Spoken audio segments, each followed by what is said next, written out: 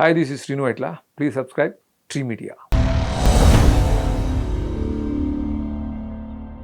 ఎప్పుడైతే ఆ సినిమా రాజశేఖర్ గారిది మీకు బ్రేక్ వచ్చిందో మీరు అంటే మిగతా వాళ్ళు హెల్ప్ కానీ ఏదన్నా వచ్చి దాన్ని కాంప్రమైజ్ చేద్దామనో ఏది జరగలేదా అసలు ఎక్కడ జరిగింది జరిగింది విశ్వ ప్రయత్నం చేసాం ఆ సినిమా ఫినిష్ చేయడానికి బట్ అవ్వట్లేదు ఓకే ఎందుకంటే రకరకాల లాక్స్ ఉన్నాయి పాపం యాక్చువల్గా ఒరిజినల్ ప్రొడ్యూసర్ వచ్చి సాంబిరెడ్డి గారు.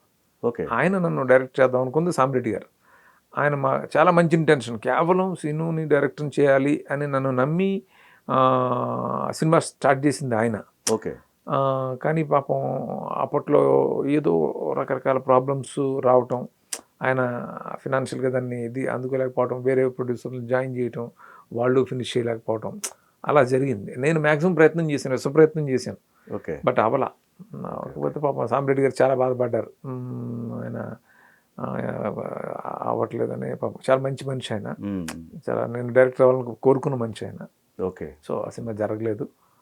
ఆ తర్వాత ఇంకా ఇప్పుడు నీ కోసం కూడా ఫస్ట్ మీరు తర్వాత చేయి మారింది ఏది వల్లభనేని జనార్దన్ గారి దగ్గరికి చేయి మారి అసలు అది కూడా మీకు అప్పుడు కూడా మీరు కాంప్రమైజ్ అయ్యారు ఒక రకంగా అనుకోవాలా? అంటే ఆ సినిమాకి చాలా చాలా ప్రాబ్లమ్స్. అది కూడా అంతే సేమ్ అదే దేవి గారిది ఒక పాట అండి, దేవిది ఒక సాంగ్ చేసాం. ఆ సాంగ్ చేసిన తర్వాత మళ్ళీ ఆ సినిమా ఆగిపోవడంతో మళ్ళీ ఆ రషెస్ అన్ని చూసిన ఆ జనార్దన్ గారు ఆయన ఫినిష్ చేద్దామని ఆయన కొంత అమౌంట్ నన్ను తీసుకురమ్మన్నారు. అప్పుడు నేను ఇంకొక ప్రొడ్యూసర్ని బొప్పన వెంకటరామమూర్తి గారిని ఆయన తీసుకొచ్చి ఆయన కొంత డబ్బు పెట్టించాను. సో అయినా ఫినిష్ అవ్వట్లేదు. ఇలా రకరకాల కష్టాలతోటి మళ్ళీ ఎంతో కొంత నేను ఊరి నుంచి తీసుకురావాల్సి వచ్చింది. ఎన్ని నానా కష్టాలు పడి ఆ సినిమాని కాపీ తీసుకొచ్చాం. మీరు కూడా అమౌంట్ ఉంది అయితే దాంట్లో? అంటే నేను మళ్ళీ నా అమౌంట్ నాకు వెనక్కి వచ్చేసింది, అందరి అమౌంట్లు వెనక్కి వచ్చేసింది. ఓకే ఓకే వెంకటరామమూర్తి గారు కానీ రామోజీరావు ఎప్పుడైతే కొనేసారో అందరూ సేఫ్ అయిపోయారు కదా. ఓకే బట్ ఆ విధంగా నేను ఇప్పుడు రామోజీరావుకి అందుకే నేను థ్యాంక్ఫుల్గా ఉండాలనుకుంటాను, లేకపోతే అది రిలీజ్ అయ్యేదో లేదో కూడా తెలియదు ఓకే ఆ పరిస్థితుల్లో. మరి పట్నాయక్ గారిది మీ సిచ్యువేషన్స్కి ఆ సాంగ్స్ ఆల్రెడీ మేకింగ్ అయిపోయిన సాంగ్స్ ఎలా చేసి? యాక్చువల్లీ నేను చాలా సినిమాల విషయంలో చాలా పొసెసివ్గా ఉంటాను, నాది తప్ప అన్నీ నావే ఉండాలి అని అనుకుంటాను నేను. కానీ అక్కడ సిచ్యువేషన్ అలా లేదు. ఓకే సిచ్యువేషన్ లేదు. సో ఒక అన్అవైలబుల్ సిచ్యువేషన్లో అంటే కొంటిబాబు దేవి చేసాడు ఆల్రెడీ సాంగ్. దేవిని కుదరదు అని వాళ్ళు అన్నప్పుడు ఆర్పి పట్నాయక్ అని అన్నప్పుడు ఆర్పి పట్నాయక్కి నాకు ఫస్ట్ సాంగ్ ఒక నీకోసం టైటిల్ సాంగ్ నేనే చేయించుకున్నాను పట్నాయక్ తోటి. అవి కాకుండా ఇంకొక 3 సాంగ్స్ వాళ్ళు యూజ్ చేసాం. వాళ్ళు వినిపించారు నాకు, పట్నాయక్ కూడా వినిపించాడు నాకు. వినిపిస్తే రొమాంటిక్ సాంగ్స్ సొటబుల్గానే ఉంటాయన్న ఉద్దేశంతో కొంచెం కాంప్రమైజ్ అయ్యి ఓకే లేదు. యాక్చువల్లీ పట్నాయక్ 2 ఫ్రెష్ సాంగ్స్ చేశాడు. బిఫోర్ ఇంటర్వల్ వచ్చే సాంగ్ ఒకటి, టైటిల్ సాంగ్ ఒకటి, ఇంకొక 2 సాంగ్స్ వాళ్ళే వాడుకున్నాం. దాన్ని అడాప్ట్ చేయడం కూడా అసలు ఆ లింక్ ఎలా కలిపారు?